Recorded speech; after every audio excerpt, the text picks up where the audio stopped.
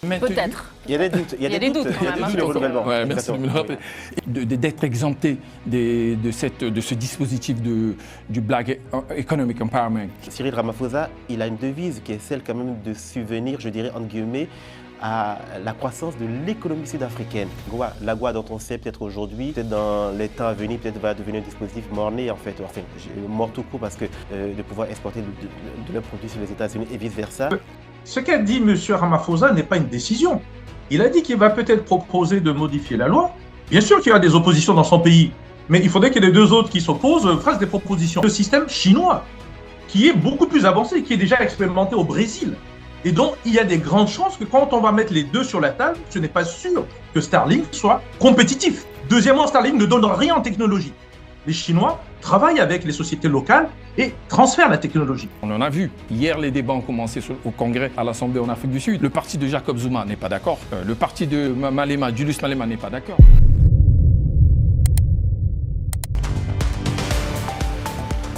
Bonjour et ravi de vous retrouver dans Multipolaire sur Global Africa Télé-Sud. Visiblement, la séquence dans le bureau ovale avec Donald Trump n'a pas échaudé Cyril Ramaphosa qui a proposé cette semaine un deal sur les minerais sud-africains et le gaz naturel liquéfié américain. Il s'agit bien de la suite de cette séquence mouvementée entre les présidents sud-africains et américains dans le bureau ovale, mais qui pourrait bien porter ses fruits. Annoncé dans la foulée de la rencontre, l'accord commercial pourrait bien ouvrir une nouvelle ère dans les relations bilatérales entre Washington et Pretoria et faire oublier même les tensions diplomatiques en raison des accusations de racisme contre les Afrikaners proférées par Donald Trump.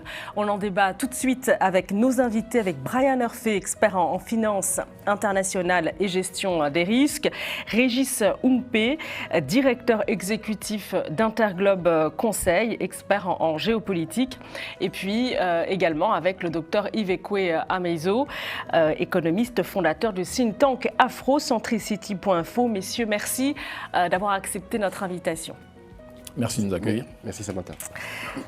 Alors, malgré, donc, je disais, cette séquence mouvementée dans le bureau ovale entre Donald Trump et Cyril Ramaphosa, les accusations aussi de racisme encouragées par Elon Musk et même de génocide envers les Afrikaners, la présidence sud-africaine a annoncé un accord commercial. Est-ce qu'à votre avis, cette annonce vient confirmer quand même les enjeux, les intérêts cruciaux de part et d'autre? On rappelle que les États-Unis constituent le deuxième partenaire commercial de l'Afrique du Sud après la Chine. Et il faut préciser que le commerce bilatéral, c'est à peu près 20 milliards de dollars, 5% du PIB sud-africain. Oui, au-delà du principe qui est celui de Trump qu'on commence à connaître, qui est celui d'hystériser, de radicaliser les relations bilatérales avec n'importe quel partenaire afin d'en tirer plus tard le meilleur bénéfice. Je crois que Trump ne réagit pas de façon totalement anodine et anecdotique. Il sait très très bien le faire. Et le faisant, effectivement, c'est une bonne façon, c'est un bon coup de pression qu'il met afin de pouvoir négocier commercialement. Et donc, c'est ce qu'il a fait avec l'Afrique du Sud, même si, effectivement, on s'est beaucoup focalisé, je dirais, sur la forme du débat, c'est le fait qu'effectivement, que Ramaphosa a été un peu bousculé par rapport à des images, par rapport à des choses dont on sait aujourd'hui qu'elles sont totalement fausses. Mais le véritable enjeu pour Donald Trump là-dessus, il est très économique, il est stratégiquement économique. De quoi a-t-il besoin? Il a besoin de devises davantage pour son pays, il a besoin de remporter la mise économique. Donc je crois qu'effectivement, là-dessus, on attendra de voir jusqu'où la négociation commerciale ira, mais j'ai plutôt l'impression qu'aujourd'hui, Donald Trump a compris que définitivement, dans ce monde, que ce soit en Afrique et ailleurs, la bonne façon de négocier économiquement, c'est d'attaquer politiquement et diplomatiquement. Mais Brian Urfé, est-ce qu'il avait vraiment besoin de cela, Donald Trump, ce jeu théâtral finalement, pour arriver à ses fins?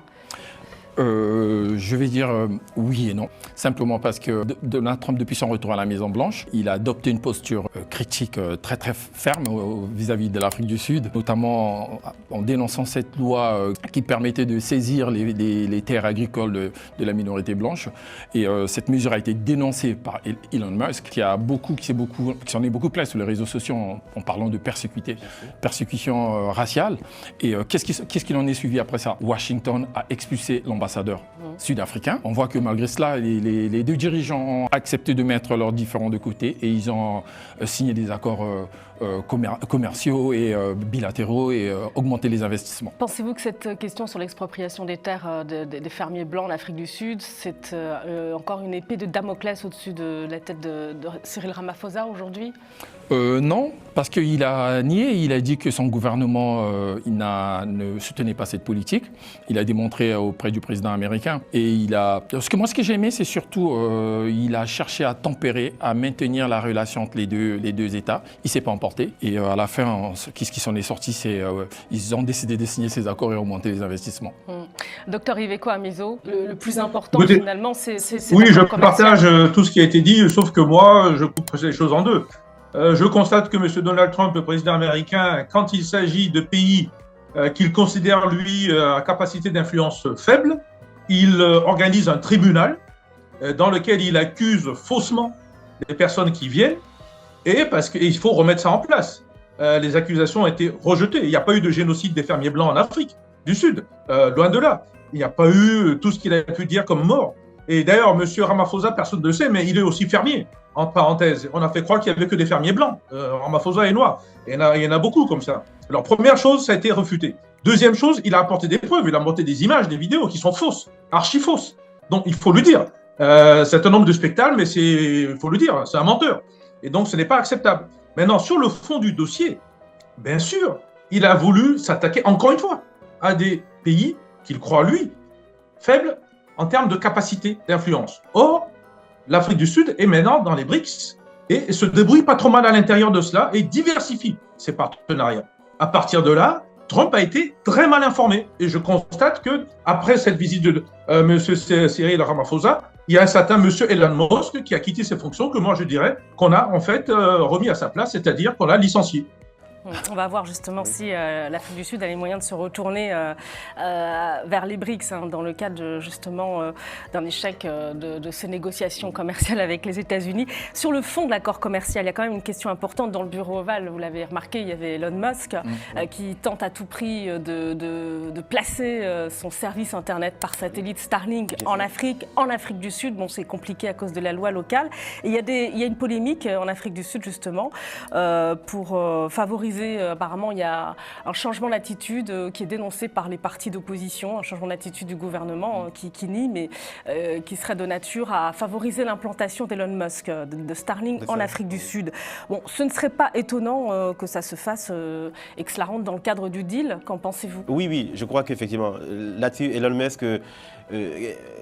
effectivement, dans le bureau ovale, à la Maison-Blanche, ce n'était pas juste un Sud-Africain, ce n'était pas juste un Américain d'origine sud-africaine, c'était surtout un grand commerçant, un grand homme d'affaires et qui est venu avec Starlink. Je crois que Elon Musk, moi, que je compare un peu au Rasputin de Donald Trump, a compris qu'en réalité, le véritable intérêt pour lui, effectivement, bien sûr, c'est, entre guillemets, c'est de savonner la planche à toute l'Afrique du Sud et essentiellement à Cyril Ramaphosa. Mais derrière ça, effectivement, il y a un but qui est éminemment économique, qui est éminemment commercial, qui est Starlink. Et Starlink, effectivement, comme on l'a vu dans quelques pays africains, en Afrique de l'Ouest, en Afrique centrale et au Maghreb, on commence à avoir des incursions de Starlink. Mais je pense que le véritable intérêt pour Elon Musk et Donald Trump, c'est que Starlink évidemment puisse s'installer dans ce qu'on peut appeler les pays phares en Afrique. Et l'Afrique du Sud en fait partie. Est-ce qu'il y arrivera au bout? Moi, je pense que par définition, étant sud-africain, il aurait même pu tout simplement jouer sur sa fibre sud-africaine pour pouvoir installer Starlink. Bon, ce qu'il n'a pas fait, il a estimé peut-être qu'il fallait aller au forceps, il fallait y aller en bandant les muscles. Et là, malheureusement, on se retrouve vers quelque chose qui va extérioriser toute la classe politique sud-africaine. Parce que déjà, remarquez dans le vrai sujet, quand on a vu la façon dont Donald Trump a voulu, entre guillemets, caricaturer Julius Malema, Jacob Zuma, tout et tout. Donc tout ça, effectivement, donnera du grain à moudre. Donc Starlink, par définition, peut-être que ça aurait pu intéresser tout simplement les Sud-Africains, ne serait-ce que pour sa capacité numérique. Mais aujourd'hui, ça va devenir un véritable enjeu de bataille politique en Afrique du Sud. Et donc oui, donc je trouve que parfois, M. Rasputin de Donald Trump il aurait pu simplement se servir, il aurait pu simplement été plus judicieux pour lui de négocier directement avec le pouvoir sud-africain et peut-être que Starlink aurait été accueilli de façon plus confortable. Aujourd'hui, c'est devenu un point d'hystérisation. Alors, on sait qu'Elon Musk, il est plus tout à fait en état de grâce maintenant à la Maison-Blanche, mais est-ce qu'on faut dissocier justement l'implantation de Starlink du deal qui est en cours de négociation, à votre avis, ou pas ? Moi, je pense que, comme il a dit, il faut voir un peu le côté économique, le côté business. Ces accords que les Sud-Africains ont négociés, moi, je veux dire les Américains. Qu'est-ce que les Américains ils veulent? Les Américains ils veulent déjà la levée des restrictions sur les entreprises américaines. Il faut le reconnaître qu'un investissement des Américains sur les infrastructures technologiques et énergétiques peut augmenter la croissance du PIB sud-africain à hauteur de 1,2% sur les 3 prochaines années. Donc, il faut vous dire quand même que ces accords, les Américains, ils ont su quoi négocier.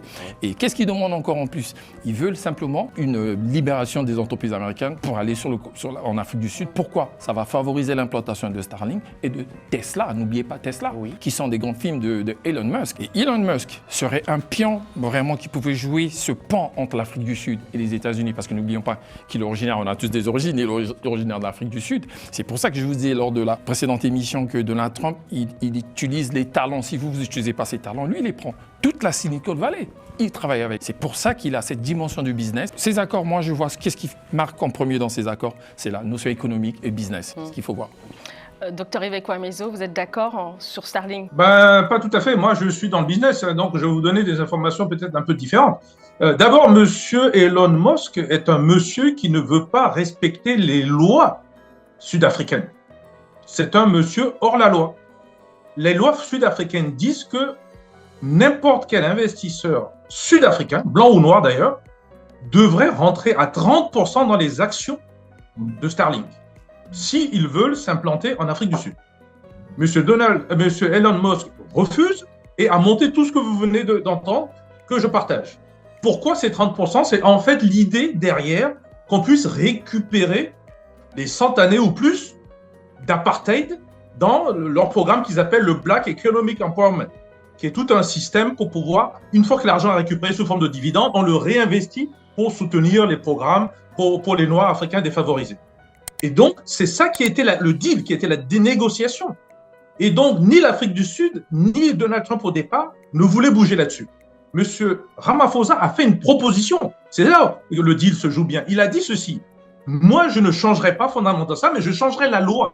Et qu'est-ce qui va se passer? Il faudrait que monsieur Elon Musk, lui, maintenant, sur un montant qui correspond à ces 30%, puisse financer directement les activités de ce Black Empowerment l'institution pour soutenir les Noirs.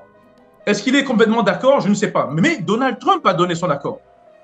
Donc, il y a un problème en Donald Trump qui est M. Elon Musk, mais il a donné son accord. Et ça, nous, en économie, on connaît. C'est ce qu'on appelle la responsabilité sociale des entreprises.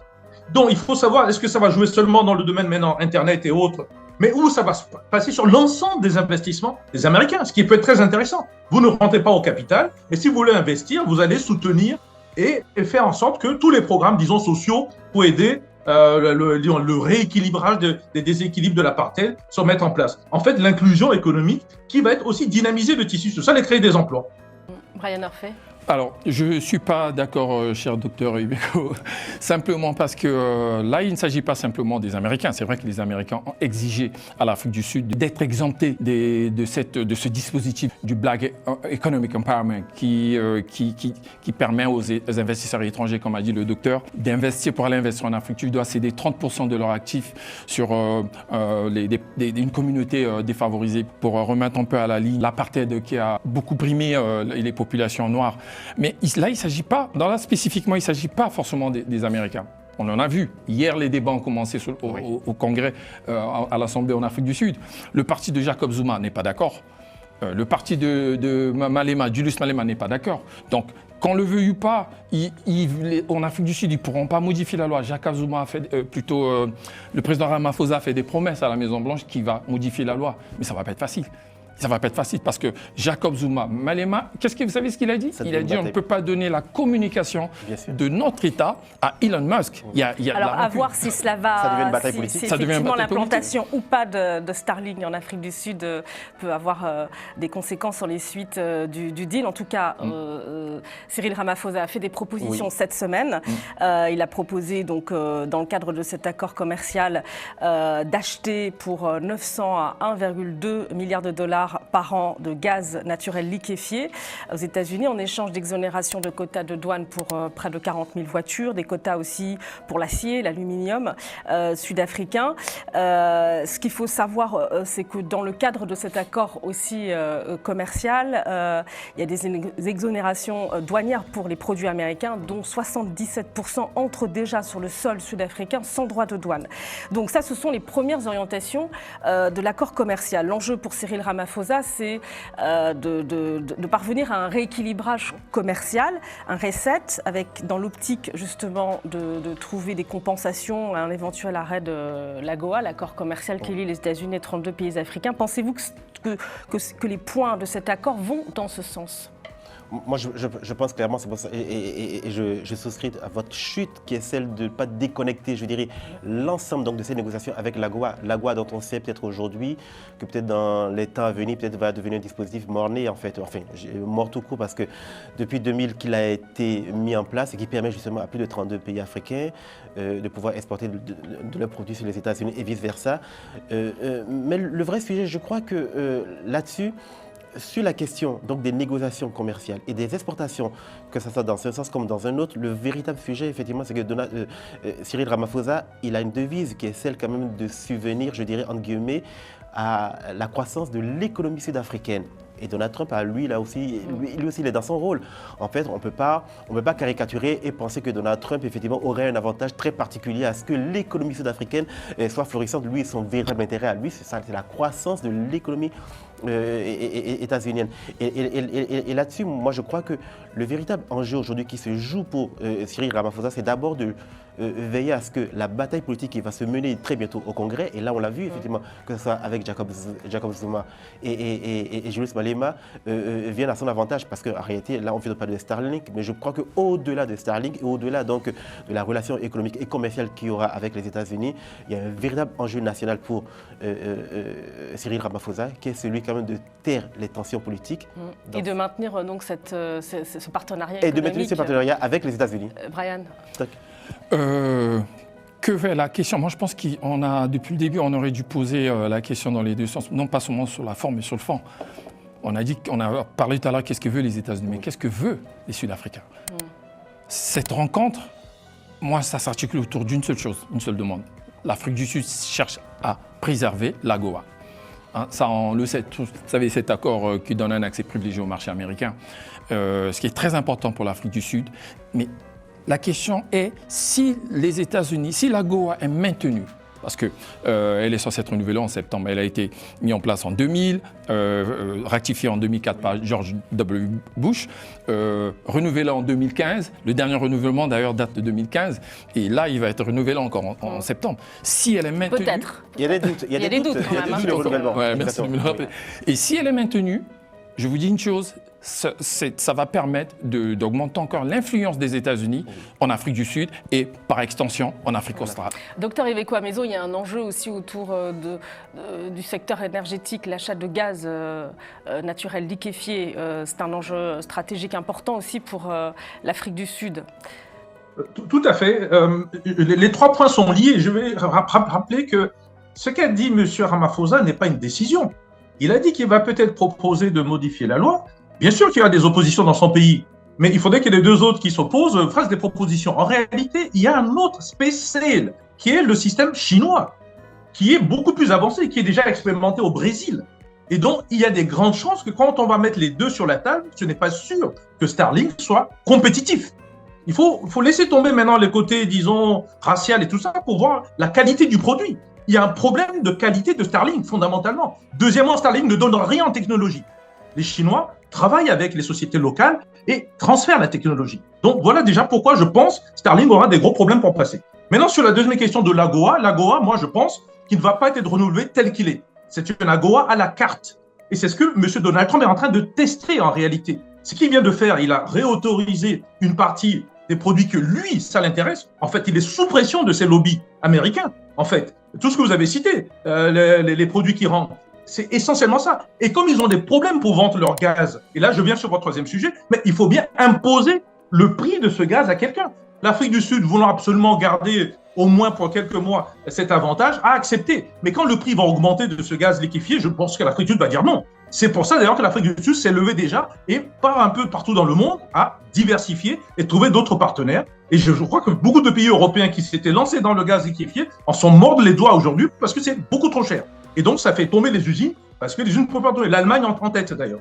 Donc tout ça, je pense que c'est un problème tout simplement économique de compétitivité des Américains. Ils ne le sont pas. Monsieur Donald Trump a un gros problème d'ignorance en économie et c'est ça qui lui cause un problème de fond. Parce qu'en fait, quand il est mal conseillé, il dit des choses qui ne tiennent pas la route et quand il n'est pas content, il met les gens dehors. Donc il faut rappeler que notre ami Elon Musk, en fait, il a été licencié. Ce qui est certain, je ne sais pas s'il a vraiment des connaissances en matière je ne suis pas d'accord avec cher docteur. économique, vous n'êtes pas d'accord, Brian Murphy. En tout cas, ce qui est certain, c'est l'intérêt que montre Donald Trump pour les minerais critiques. Et cela se confirme une fois de plus, puisque dans l'accord que propose Cyril Ramaphosa aux États-Unis, figure un volet d'investissement américain dans les minerais. Je précise que l'Afrique du Sud possède 3/4 des réserves mondiales, par exemple, de platine, les plus grandes réserves de manganèse, de chrome, et ce pays disposerait 9 minéraux critiques essentiels pour les États-Unis, donc c'est un potentiel. Est-ce qu'il y a des raisons de douter d'un deal susceptible, un deal qui va se concrétiser et susceptible du coup de relancer le partenariat commercial? Non, il n'y a aucun doute. Je pense qu'aujourd'hui, toutes les cartes sont à disposition des partenaires.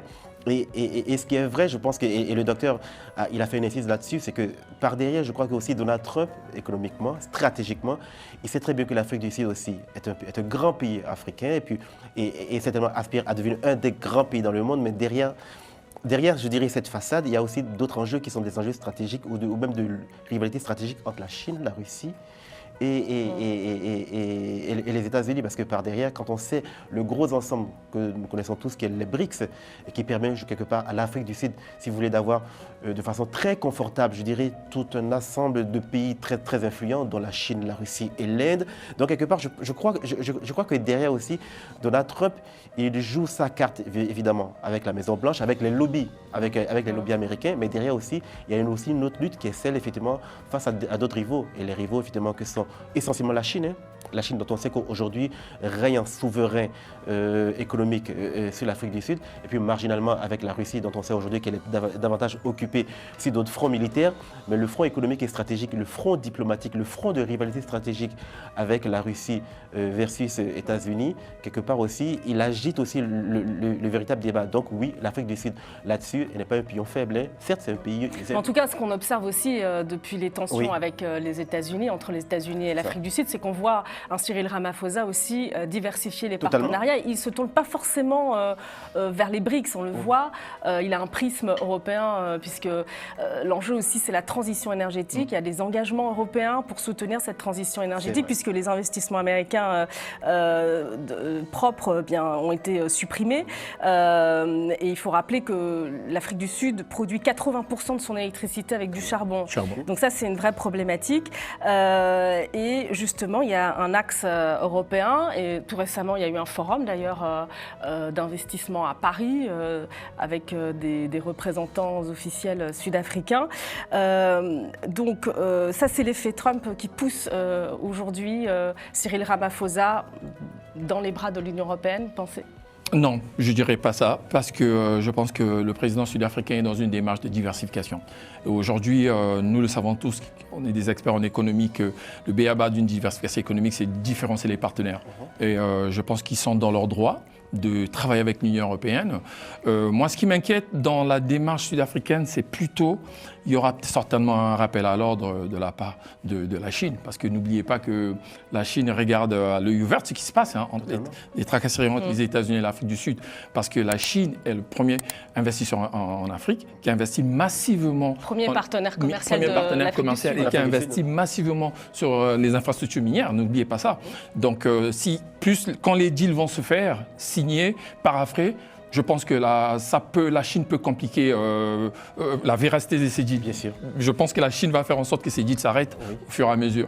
Et, pour revenir à ce qu'on a dit tout à l'heure, l'intérêt de Donald Trump pour les minerais critiques, cela, nous le savons tous, l'intérêt pour Donald Trump, ça s'inscrit d'une façon plus large. Tout simplement, c'est pour sécuriser et approvisionner la chaîne d'approvisionnement américaine sur la technologie militaire et énergétique. Bon, les Européens sont sur le même créneau aussi. Dans le focus, il y a quand même la Chine.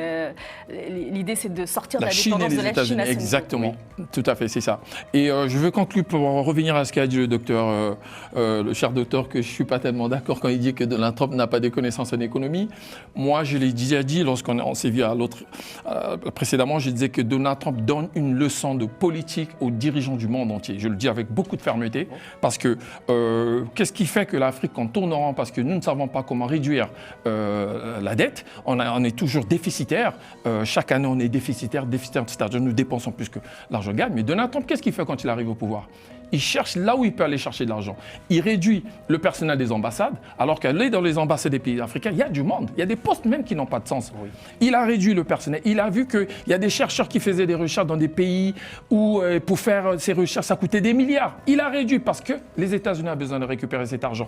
Il a réduit les fonctionnaires. Il a réduit l'USAID, l'aide de la coopération. Et la coopération.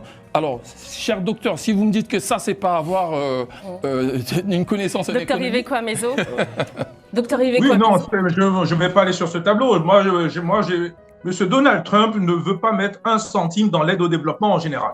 Donc, il va quitter tout ce qui est aide au développement, y compris des institutions américaines, bilatérales. On le voit au niveau de l'ONU, on le voit au niveau de toutes les activités des ONG un peu partout. Et il a mis en valeur justement ce que tout le monde soupçonnait, c'est-à-dire l'influence, pour ne pas dire l'ingérence américaine partout à travers cet argent. Donc, l'aide au développement va partir. Il veut de la rentabilité, il veut un retour sur investissement dans ce qu'il fait. Là, oui, c'est l'homme business, ce n'est pas l'économique, c'est l'homme business. Maintenant, je vais vous dire quelque chose de très simple. Monsieur Ramaphosa, vous avez parlé d'énergie tout à l'heure, c'est vrai qu'il y a 80% d'énergie dans le charbon, mais ça remonte jusqu'à Mandela.